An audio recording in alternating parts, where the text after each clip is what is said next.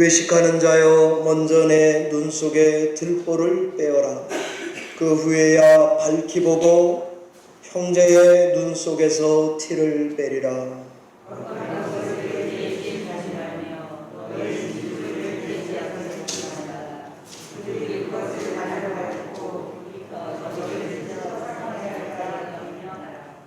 구하라 그리하면 너희에게 주실 것이요 찾으라 그리하면 찾아낼 것이요 문을 두드리라 그리하면 너희에게 열릴 것이니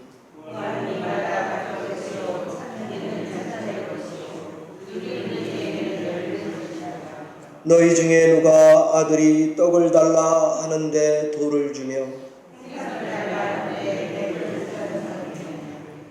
너희가 악한 자라도 좋은 것으로 자식에게 줄 줄 알거든. 하물며 하늘에 계신 너희 아버지께서 구하는 자에게 좋은 것으로 주시지 않겠느냐. 그러므로 무엇이든지 남에게 대접을 받고자 하는 대로 너희도 남을 대접하라. 이것이 율법이요 선지자이니라. 아멘. 우리 교회 찬양대 화음이 굉장히 잘 받습니다. 네, 이 반주하님이 뒤에서 제일 크게 아멘 하시는 거 보니까 정말입니다. 우리 은택 제자님이 연주하시든지 누가 하든지 찬양대 화음이 너무 이게 상대를 배려하면서 아주 조심조심 맞추시느냐고 그게 너무 느껴지고 귀한 찬양 감사합니다. 기도하고 말씀 증거하겠습니다. 하나님 아버지, 사랑하는 성도들이 화음을 넣어서 내 영혼의 중심에 들려주시고 내 귀가 먹지 않도록 이 아름다운 찬양을 계속 들려주시니 진심으로 감사합니다. 부르는 분들에게도 복을 주시고 또 예배 중에 이 귀한 찬양을 듣는 저희들에게도 은혜와 복을 베풀어 주셔서 우리 심령이 병들지 않고 하늘을 향해 활짝 열려서 꽃과 같이 피어나서 신앙할 수 있는 저희들이 다 되게 해 주시옵소서. 예수님 이름으로 감사하며 기도하옵나이다.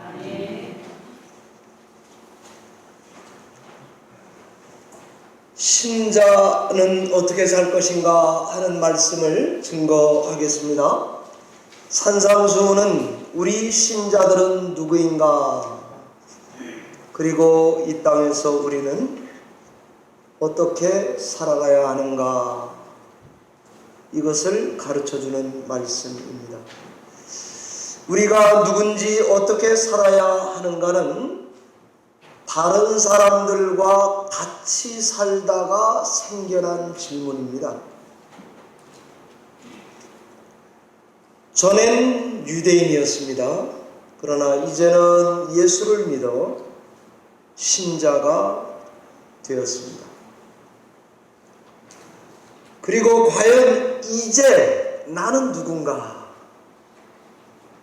그리고 난 어떻게 살아야 하는가 하는 이 근본적인 신자들의 질문, 이것에 성경이 아주 근본적이고 현실적인 하나님의 말씀을 맞춤형으로 들려주고 있는 것이 산상수훈의 설교로 생각이 됩니다. 그런데 그때나 이때나 세상은 우리 신자들을 향해서 야, 너희는 좀 이상하다. 너희는 좀 미달이야. 왜 믿는 사람들은 그 정도밖에 안 되냐. 너네는 틀렸다면서 손가락질을 받아요? 그렇게 사는 건 아니라고 그래요. 마치 한간에 세상 사람들이 교회를 향해서 우리 기독교를 입에 담기도 뭐하지만 개독교라고 부르는 식으로 엔티 기독교인들의 비판을 당하기 일쑤입니다. 뿐만 아니라 우리 믿는 사람들 가운데서도 참되게 믿는 신앙에 목말라 하면서도 난 이제 교회에 안 나가 라는 가나안 교인들이 많이 태어나고 있습니다. 이 말은 우리들끼리도 판단하고 정죄하면서 신앙에 갖는 중이다 라고 생각이 됩니다.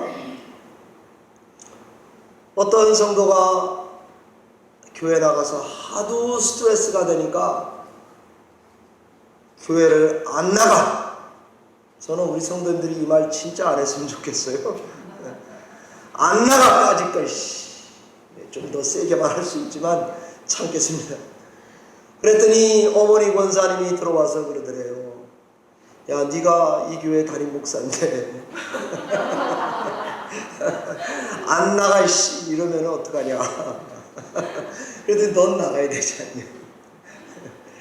저는 한간에 가나안 교인이라고 정의하는 것에 대해서 약간의 불만이 있습니다. 거기에다가 점수를 주는 경향도 나는 교회 안에 머무는 사람으로서 마음에 안 듭니다. 이처럼 세상으로부터 엔티 기독교인들로부터 또 같은 신자들끼리도 우리 신자라고 하는 사람들은 누구냐? 그리고 어떻게 믿으며 살아야 되느냐라는 질문 앞에 바른 답변을 해보라고 요구받고 있습니다. 그대로 질문을 해보겠습니다. 우리는 신자로서 어떻게 살아야 한단 말입니까? 예수님 당시에도 마태복음 5장 20절에 신자들을 향해서 예수님이 이렇게 말씀하셨습니다. 너희 의가 서기관 바리새인보다도 더 낫지 못하면 결단코 천국에 들어갈 생각하지 마라. 이렇게 말했다고요. 아마 우리 중 대다수는 저를 포함해서 바리새인과 서기관에 비하면은 도덕적으로 윤리적으로 보나 신앙의 실천적으로 보나 우리가 봐도 비교하기 거시기 합니다. 백전백패 게임이 안 될 거라고 생각이 됩니다. 그러므로 이 마태복음 5장 20절의 말씀은 한편으로는 신자들을 향해서 엄중한 경고입니다. 동시에 이 말씀은 이 땅에서 참된 신자들만 이해할 수 있는 우리들만의 독특한 은혜 코드가 들어가 있는 말씀입니다. 제가 경고라 말하는 지금보다 더 똑바로 믿어라 그렇게 들리기 때문입니다. 제가 우리들만의 독특한 은혜 코드라고 함은 우리의 신앙이란 것은 우리가 소유한 구원이라고 하는 것은 하나님 아버지의 은혜를 인하여 믿음으로 받은 이 구원이 얼마나 근본적으로 다른지 어떻게 살아야 하는지 세상의 기준과 전혀 다른 우리들만의 신앙의 방식을 말해준다는 점에서 이 산상수훈의 주옥 같은 설교들은 보배와 같습니다. 그럼 예수를 믿는 우리 신자로서 어떻게 살아야 하는가? 서기관 바리새인보다도 더 나은 의로 사는 길은 도대체 뭔가? 산상수훈은 이 점을 계속 반복해서 신자들에게 말하고 있다 여겨집니다. 오늘 주신 본문 말씀에서는 두 가지를 전하겠습니다. 첫 번째는 신자에게 이렇게 말합니다. 비판하지 말라는 것입니다. 아니, 사람이 어떻게 살아야 비판하지 않고 살아요? 비판받지 않고 사는 그런 사람이 세상에 어디 있어요? 그런 사람은 제가 가만히 생각해 보니까 세상에 한 인간도 없을 것 같습니다. 아니, 나가서 비판하거나 비판받지 않는 건 불가능한 일 같습니다. 사람은 누구나 비판하고 비판받고 살아가고 있기 때문입니다. 절대로 비판하지 말아야지. 그렇게 살아도 아마 누군가가 여러분들에게 넌 왜 그렇게 똑바로 사느냐고 비판할 것입니다. 좀 과장해서 말하면 숨만 쉬어도 넌 왜 살아있냐고 그게 비판입니다. 그런데 왜 예수님은 신자인 우리에게 비판하지 말라 하신단 말입니까? 이 말씀은 누구에게 하는 걸까요? 맞습니다. 저와 여러분 같은 신자들에게 하는 말씀입니다. 그런데 왜 불가능해 보이는 이 말을 하시고는 순종하라 이런단 말입니다. 이 말씀을 이해하려면 어떤 상황에서 말하고 계신지를 더듬어 보는 것이 필요합니다. 아마도 추측컨대 아마 당시에 예수 믿는 신자들이 이유가 뭔지는 몰라도 바리새인과 서기관들에게서 아주 터무니없는 부당하고 혹독한 비판을 받으면서 신앙 생활을 했던 것 같습니다. 이런 비판을 받으면서 신앙하다 보니까 마침내 신자들도 그들의 비판에, 정당하지 못한 비판에 참다 못했습니다. 어쩔 수 없어서 맞대응하는 비판으로 살았던가 봅니다. 터무니없는 비판을 받으면 여러분 신자들이니까 아실 텐데 어떻습니까? 억울합니다. 부당해요. 못 찾겠어요.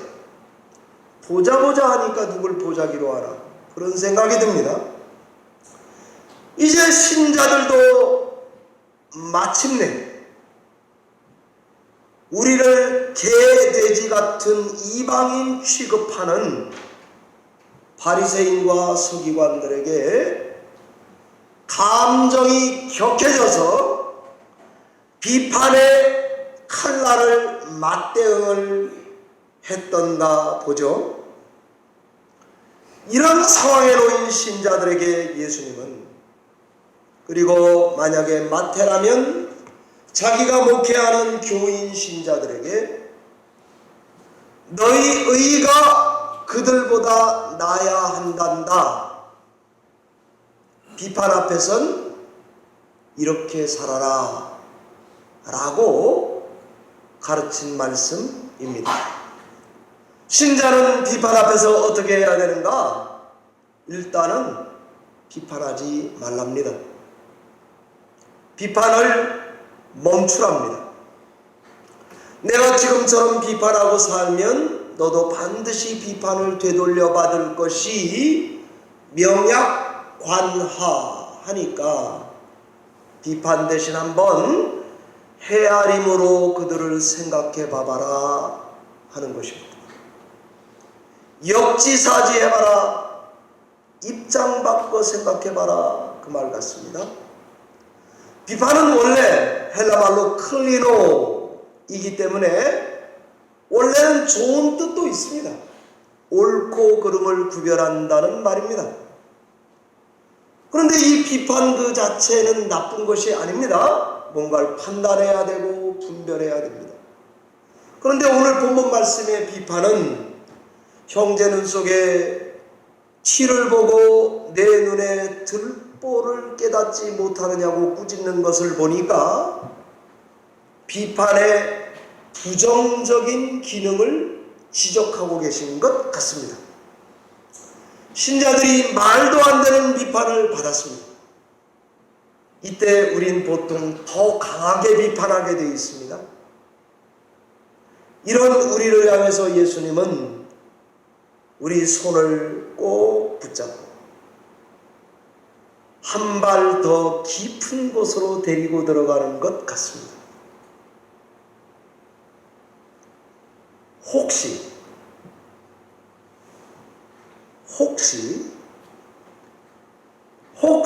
내 눈 속엔 들보가 있고 너를 비판하는 사람들 눈에는 티가 있다면 어쩔 건가 하는 것입니다. 만에 하나 그러하다면 내 눈 속에 들보를 먼저 빼는 게 상식이 아니냐 하는 것입니다. 혹시 신자인 우리가 바리새인들에게 가하는 역비판에서 우리가 혹시 내 눈에 들보는 모르고 남의 눈에 티를 빼려고 난리 버거지를 핀다면, 난리 부르스를 친다면 한번 잘 생각해봐라. 제 경험상 혹시 이런 경우에 기도하기 제가 시작해지면 그 기도의 끝은 꼭 문제가 나한테 있더라고요. 마치 저 인간, 그리고 손가락질을 누군가에게 하게 되면 새 손가락은 자동적으로 나를 향하듯이 말입니다. 당신이 뭘 알아? 그러면은 지가 모르더라고요. 당신이 나한테 해준 게 뭐가 있어? 그러면은 내가 해준 게 없더라고요. 결론은 그렇더라고요. 저 인간 저거는 귀신도 안 잡아가나? 그러면은 내가 꼭 귀신 노릇을 하고 살더라고요. 뭐 이런 식입니다. 아주 어릴 때 제가 우리 어머니에게 대들었던 적이 있습니다. 제 여동생이 밤늦게 자꾸 도서관 간다고 핑계대고 안 들어오는 거예요. 분명히 얼굴이 반반하니까 남자를 만나고 다닐 것 같아요. 그래서 제가 화가 나서 우리 어머니에게 눈을 크게 부라리면서 애를 이렇게 키우는 거는 다 엄마 탓이라고. 여러분, 이래봬도 제가 그랬던 사람입니다. 나중에 예수를 믿고 조금 더 깊은 신앙을 하게 되니까 어머니에게 너무 미안하더라고요. 철딱서니가 없었구나. 여러분, 3살 때 기억하십니까?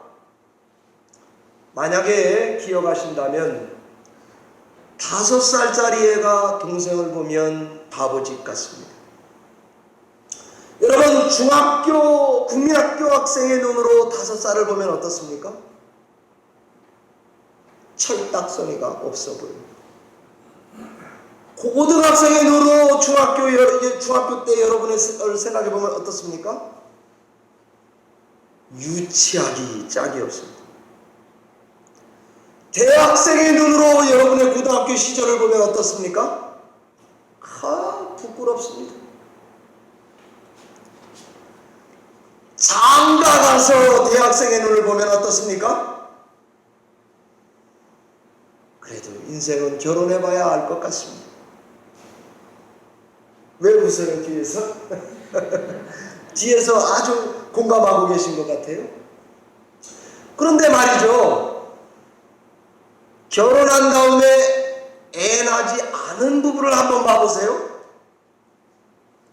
왠지 아직 덜 연근 부부 같아 보입니다. 에이? 안 그래요? 그 다음에 애를 하나 낳고, 아니 그러면 애를 둘 낳고 난 다음에 하나 가진 아주 막 난리 버거지를 피면서 애한테 매달리는 부부를 보면 어떻습니까? 유치하기 그지없습니다. 제가 요 부분이 되게 중요한데, 목사가 애 둘 낳아서 뭔 인생을 합니까? 적어도 셋은 나봐야지 않아요. 이렇게 말하는 저를 보고 육남매를 낳은 목사가 저를 본다면 어떻습니까? 철딱서니 없는 소리를 하고 앉아있다고 할 것입니다. 그렇다면 우리는 우리 스스로를 어떻게 봐야 하겠습니까? 시간이 지나고 영원이란 눈으로 자꾸 보니까 내가 너무 유치하구나. 그렇게 하고는 지금 내가 얼마나 바보, 천치, 머저리 같을까, 이렇게 생각하는 게 신자의 눈입니다. 그리고는 다른 사람을 용납하는 거예요. 그 비판을 그 다음에 대해보는 거예요.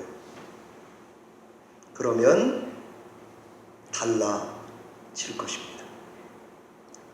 비판이 부정적일 때 가만히 보면 꼭 하나님이 계셔야 되는 자리에 지가 낼름 가서 앉아 있더라고요. 그게 비판입니다.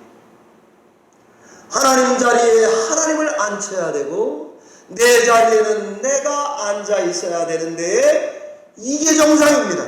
그런데 비판할 때 인간을 보면 하나님 자리에 낼름 지가 가서 앉아 있고, 지 자리에는 하나님이 앉든 말든 상관도 안 하고, 이렇게 되는 순간 믿는 신자든 안 믿는 불신자든 비정상이 되게 되어 있습니다.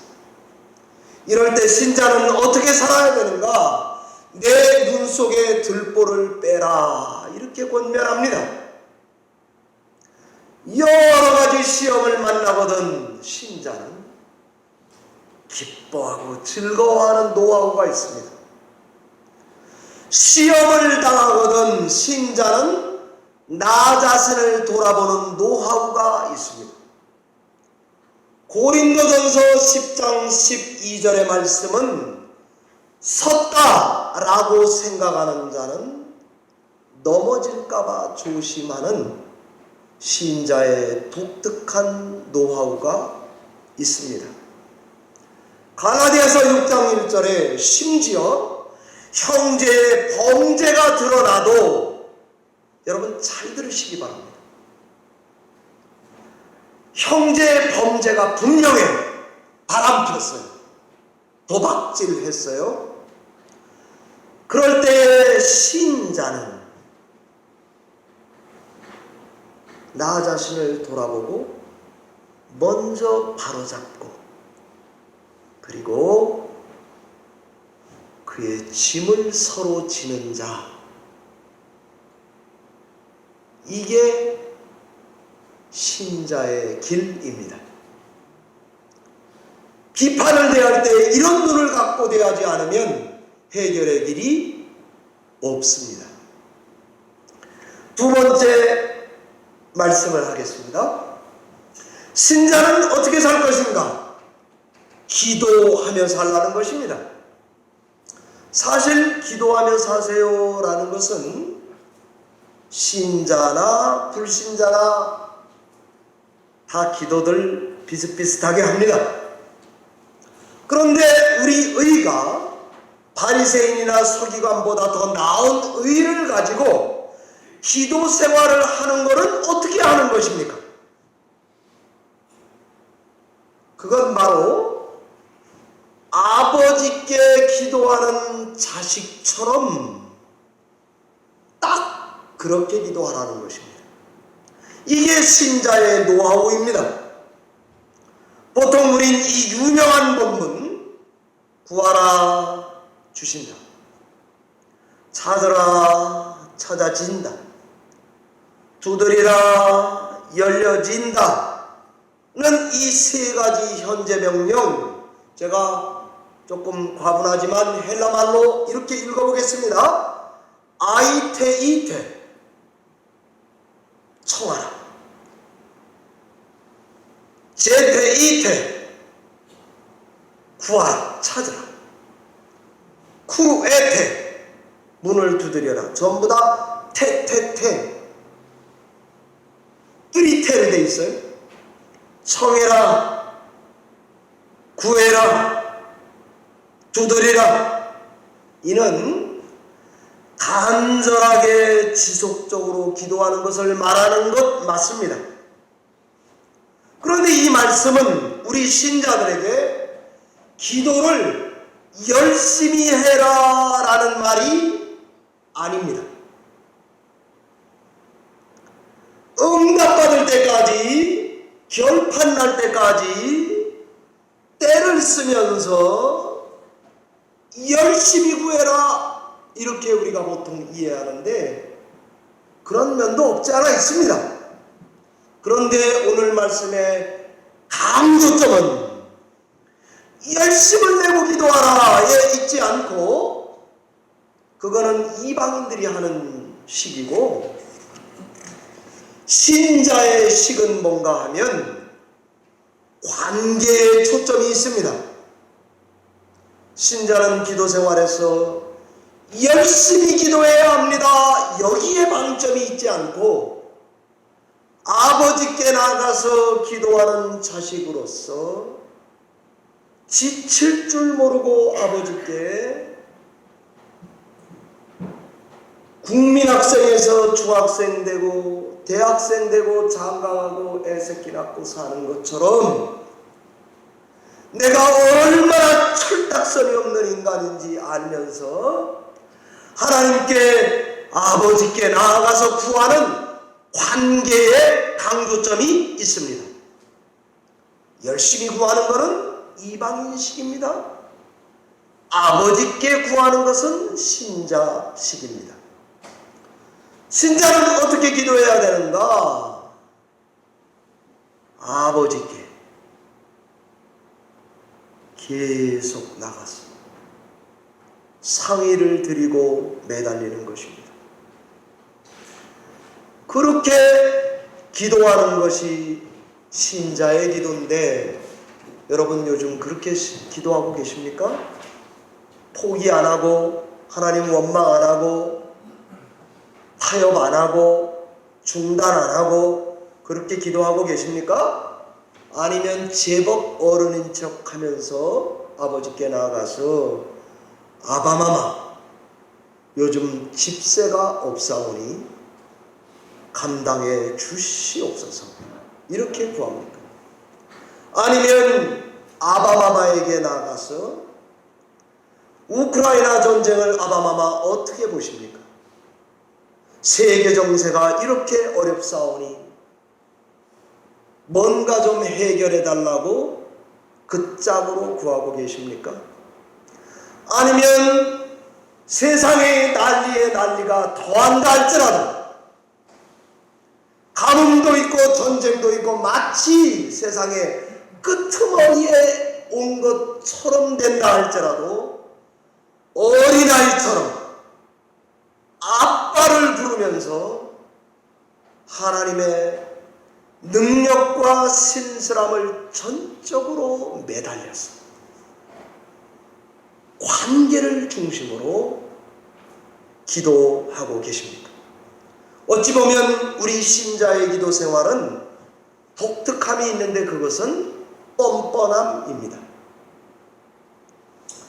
내가 참 뻔뻔했구나. 내가 참 염치가 없구나. 나 불효자구나.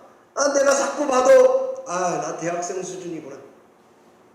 나 애 하나밖에 안 낳구나. 죄송합니다, 저 말투가. 애를 하나밖에 안 낳구나. 아니, 불난 게 뭘 알아? 그러고 살았구나. 6 난 사람이 나한테 뭐라 그러면 화내고 살았다고요? 나 나쁜 놈이구나. 나 정말 하나님을 모르는구나. 이런 마음을 가지고 하나님께 나아가서 아버지, 한 번 아들은 영원한 아들입니다. 한 번 해병은 영원한 해병이라고 그랬는데 한 번 신자는 영원한 신자죠. 하나님, 나 신자 맞죠? 그렇게 물으면서 하나님께 기도하신다면 여러분은 신자식으로 기도하고 있는 것입니다. 신자들의 기도는 열심에 초점이 있지 않고 아버지로 만나는 관계에 초점이 있다는 것을 알아서 기도를 중단하지 마시기 바랍니다. 계속 구하시기를 바랍니다. 그래서 성경은 오늘 주신 말씀의 결론을 12절에 이렇게 맺습니다. 대접하라는 말로 맺습니다. 여러분, 좀 앞뒤가 안 맞는 것처럼 보이죠? 성경이 은혜롭게 우리에게 들어오려면 앞뒤가 잘 안 맞는 것 같은 것을 해결하면서 성경을 읽어가면 은혜가 더 됩니다. 남에게 대접받는다는 게 무슨 말입니까? 여기서의 대접은 하나님을 아버지로 대접하는 아들이 되라로 보입니다. 하나님께 최고의 대접을 드리는 것이 가장 큰 자식 노릇 아니겠습니까? 제가 우리 어머니에게 엄마가 제 여동생을 잘못 키워놨다고 눈가를 부릅뜨면서 아주 지잘난 척하고 대들었던 것처럼 기도에 내 것만 생각하고 때를 쓰며 구하는, 열심으로만 구하는 이방인식 말고, 아버지는 사랑방에 있든지 뭐 안방에 있든지 뭔 상관이에요. 내 거 유산 빨리 받아서 챙기면 되는 거지, 하는 식으로 구하는 이방인식 말고 열심히 좌우지간 달라고 구하는 이방인식 말고, 신자들의 기도의 진정성이 어디에 있습니까? 아들, 딸로 구하는 거예요.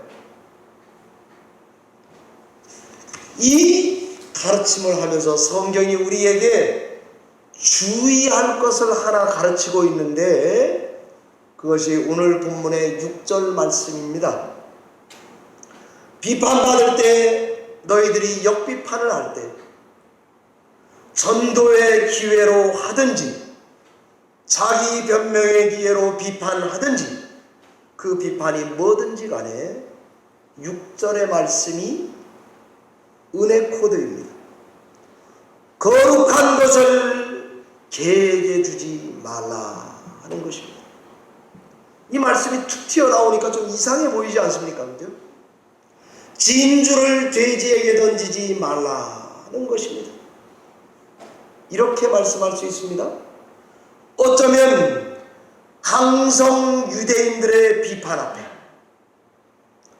어쩌면 엔티 기독교인들의 비판 앞에, 어쩌면 안나가 교인들의, 가나안 교인들의 부당한 지적 앞에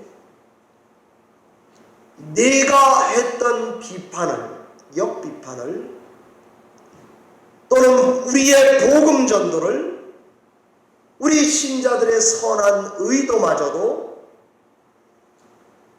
거룩한 것을 개돼지 같은 인간들에게 준다면 네 선한 의도, 네 복음이 발로 밟히고 심지어 돌이켜서 너를 죽자고 덤벼들 터니 주의하면서 복음 전도해라, 이렇게 이해가 됩니다. 그러면 신자는 어떻게 살아야 하는가? 결론을 말씀드리겠습니다. 대접받고자 하는 대로 남을 대접하라, 이렇게 가르치고 있습니다. 이 말씀은 예수님의 모든 가르침의 요약이라고 할 수 있습니다. 예수님의 가르침은 하나님 사랑, 이웃 사랑이지 않습니까? 바울도 로마서 13장 8절에 사랑의 빛 외엔 아무에게도 비치지 말라. 남을 사랑하는 자는 율법을 다 이루었다라고 과감한 선언을 하고 있습니다. 내 이웃을 너의 몸뚱어리 같이 사랑하라는 말씀에 예수님의 가르침이 다 요약되어 있는 것과 같습니다. 저는 요즘에 여러분 아마 드라마 많이 보실 거예요. 이상한 변호사 우영우, 우투더 영투더 우, 다 아실 거예요, 그죠? 동투더 구투더 라미 아시죠, 그죠? 제가 이 최유진 작가가 어떻게 이런 세계를 그려내는가 찾아보니까요, 최유진 작가가 2년 전에 이니 세바시에 나와서 자기의 강의를 한 게 있어요. 그분을 보니까 기독교인이에요. 그분을 보니까 자기 애가 자폐증에 있어요. 그러니까 이 삶 속에서 지금 인기 드라마 같은 우영우 변호사 같은 극이 나오는 거예요. 삶의 갈등을 대하는 태도에서 그 여자분은, 작가는 생각의 거인, 삶의 거인이 자기도 모르게 되어 있었고, 지금 많은 사람들에게 공감을 가져오는, 어쩌면 이런 드라마가 세계에 미치는 영향이 있을 거예요. 임팩트 있는 드라마를 만들어내고 있는 것입니다. 얼마 전에 이효령 씨가 돌아가셨고, 이 아내가 2019년부터 2022년까지 남편이 죽기 전에 끌적거렸던 친필 노트를 활자화하지 않고 메모 그대로를 책으로 엮어서 신간이 출판이 됐습니다. 남편이 그렇게 살라고 했다는 거예요. 조금이라도 더 살고 싶었다. 마지막 순간까지 살라고 시간을 그렇게 아껴가면서 집필에 전념했습니다. 이제 이 책이 당신 유작으로 나올 건데 이 책 제목을 뭘로 할까? 그랬더니 눈물 한 방울이라고 지어달라 했다는 것입니다. 그 아내가 이런 사족을 달더라고요. 여기서 눈물은 살라고 바둥바둥대는 이효령을 위해서 흘린 눈물이 아닙니다. 죽음이 두려워서 흘린 눈물이 아닙니다. 오히려 인간이 가장 인간다워지는 순간은 다른 사람을 위해서 흘리는 눈물 한 방울에서 개와 돼지와 다른 우리를 참된 신자가 되게 만든다는 의미로 눈물 한 방울이라고 지어달라 그랬다는 것입니다. 사랑하는 성도 여러분, 우리도 부당한 비판 앞에서 거룩한 것과 진주를 함부로 그들에게 던지지 않는 조심성 있는 신앙생활을 합시다. 그리고 우리 자신의 들보를 빼는 일에 게으르지 맙시다. 심지어 상대의 눈에 들어앉아 있는 티를 보면 후 하고 불어줍시다. 그리고는 하나님께 태태태, 아이태 이태, 제태 이태, 크루에테 청하고 구하고 두드리면서 하나님께 또 구하고 구합시다. 대접받고자 하는 은근한 마음이 내 안에 들어앉아 있다면 그 마음을 역지사지해서 남을 먼저 대접하려고 실천합시다. 거기서 우리는 예수님의 십자가의 길에 나도 모르게 그분과 함께 동행하고 있는 우리 자신을 발견하게 될 줄로 믿습니다. 오늘 이 말씀을 마음으로 잘 새겨서 교회 공동체 안의 신자 다른 성도들을 그렇게 대해 주시기 바라고, 혹시 엔티 기독교인들이 우리를 향해 또는 작아져가는 교회를 힘들지만 지키는 우리를 향해 나는 안나가 가난한 교인이야 라고 말하는 얼투당투 않는 인간들을 향해서 당신 틀렸어, 그렇게 예수 믿는 것 아니요 라고 말할 수 있는 교회 안에 있는 신자들 여러분들이 다 되시기를 주의 이름으로 축원합니다. 기도하겠습니다.